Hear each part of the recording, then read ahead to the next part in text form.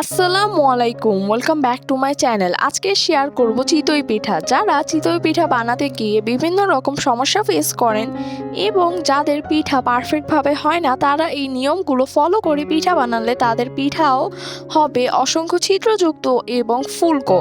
শুকনো চালের গুঁড়া দিয়ে কোনো রকম ঝামেলা ছাড়াই তৈরি করে নেওয়া যায়। যে কোনো ভর্তা এবং মাংসের ঝোলের সাথে খেতে দুর্দান্ত লাগে। আশা করছি ভিডিওটি ভালো লাগলে অবশ্যই একটি লাইক করে দিবেন এবং নতুন বন্ধুরা পাশে থাকা বেল আইকনটি প্রেস করে আমার চ্যানেলটি সাবস্ক্রাইব করে পাশে থাকবেন। এবং যারা ফেসবুক থেকে দেখছেন তারা আমার ফেসবুক পেজটি ফলো করে নিতে পারেন। এখন থেকে ফুলকো ফুলকো চিতই পিঠা বানানো একদমই ইজি মনে হবে আপনাদের কাছে। শুকনো চালের গুঁড়া দিয়ে ইনস্ট্যান্ট অসংখ্য জালিদার এবং ফুলকো ফুলকো পিঠা তৈরি করে নেওয়া যাবে।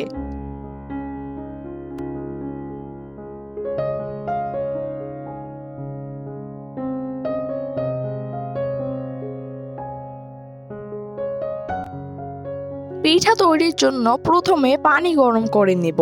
এই জন্য আমি চুলায় একটি পাত্রে পানি গরম করে নিচ্ছি। পানিটা যখন চারিপাশে বুদবুদ উঠবে তখন পানি চুলা থেকে নামিয়ে নিব। পানি গরম হলে চুলা থেকে নামিয়ে রেখে দিলাম।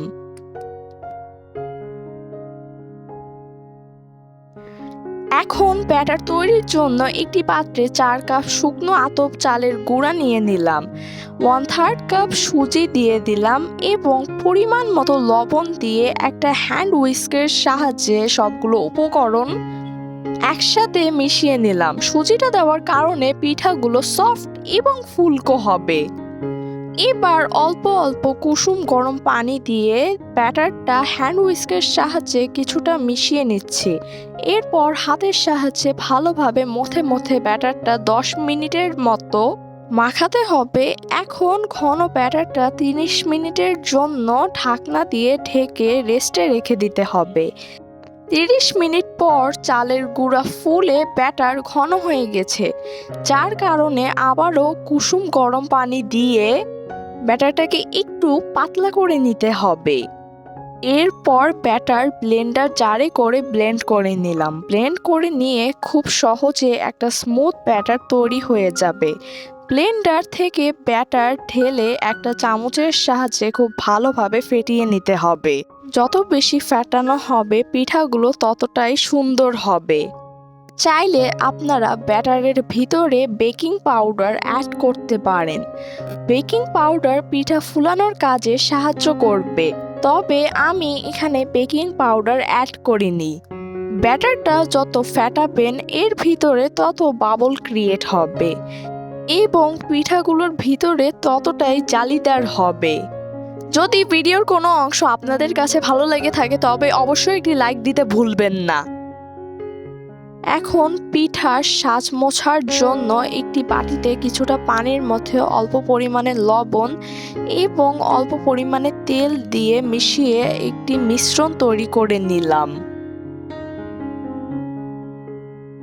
এবার পিঠা বানানোর জন্য লোহার কড়াই দিয়ে দিলাম। কড়াই খুব ভালোভাবে গরম করে কড়াইটা আগে থেকে বানানো পানি ও তেলের মিশ্রণটা ব্রাশে লাগিয়ে কড়াইটা মুছে নিলাম। এবার চামচের সাহায্যে 1 চামচ ব্যাটার দিয়ে দিলাম। ব্যাটার দেওয়ার পর একটা ঢাকনা দিয়ে ঢেকে ঢাকনার উপরে কিছুটা পানি ছিটিয়ে দিলাম। পানি ছিটিয়ে দেওয়ার কারণে তাপমাত্রার ব্যালেন্সটা ঠিক থাকবে। 3 থেকে 4 মিনিট পর ঢাকনা তুলে ফেললাম। পিঠা পুরোপুরি ফুলেছে এবং হয়েও গেছে। পিঠাটা তুলে নিচ্ছি। দেখতে পাচ্ছেন যে পিঠাটা কত ফুলকো এবং ছিদ্রযুক্ত হয়েছে। একইভাবে আরও একটি পিঠা তৈরি করে নিচ্ছি। কড়াইতে 1 চা চামচ ব্যাটার দিয়ে ঢাকনা দিয়ে ঢেকে দিলাম। আবারও 3 থেকে 4 মিনিট অপেক্ষা করব। 3 থেকে 4 মিনিট অপেক্ষার পরে ঢাকনা তুলে এই পিঠাও তুলে নিলাম। এই পিঠাটিও ফুলকো এবং অসংখ্য ছিদ্রযুক্ত হয়েছে। এভাবে সবগুলো পিঠা তৈরি করে নিলাম। শীতের সকালে এরকম গরম গরম ধোয়া ওঠা চিতই পিঠার সাথে বিভিন্ন রকম ঝাল ঝাল ভর্তা কিংবা হাঁসের মাংসের ঝোল দিয়ে খেতে কিন্তু অসম্ভব মজার। দেখুন পিঠাগুলো কতটা সফট এবং ফুলকো হয়েছে। চাইলে কিন্তু শুকনো চালের গুঁড়া দিয়ে ঝটপট এরকম ফুলকো ফুলকো চিতই পিঠা খুব সহজে তৈরি করে নিতে পারেন। একটি পিঠা ছিঁড়ে দেখাচ্ছি যে ভিতরে কতটা সফট এবং জালিদার হয়েছে। চাইলে আপনারাও এভাবে ট্রাই করতে পারেন। আর আজকের এই চিতই পিঠার রেসিপি ভালো লাগলে অবশ্যই একটি লাইক করে দিবেন এবং আপনাদের গুরুত্বপূর্ণ মতামত কমেন্টের মাধ্যমে জানাতে পারেন। আর এখনও যারা আমার চ্যানেলটি সাবস্ক্রাইব করেননি, প্লিজ তারা আমার চ্যানেলটি সাবস্ক্রাইব করে পাশে থাকবেন। আল্লাহ হাফেজ।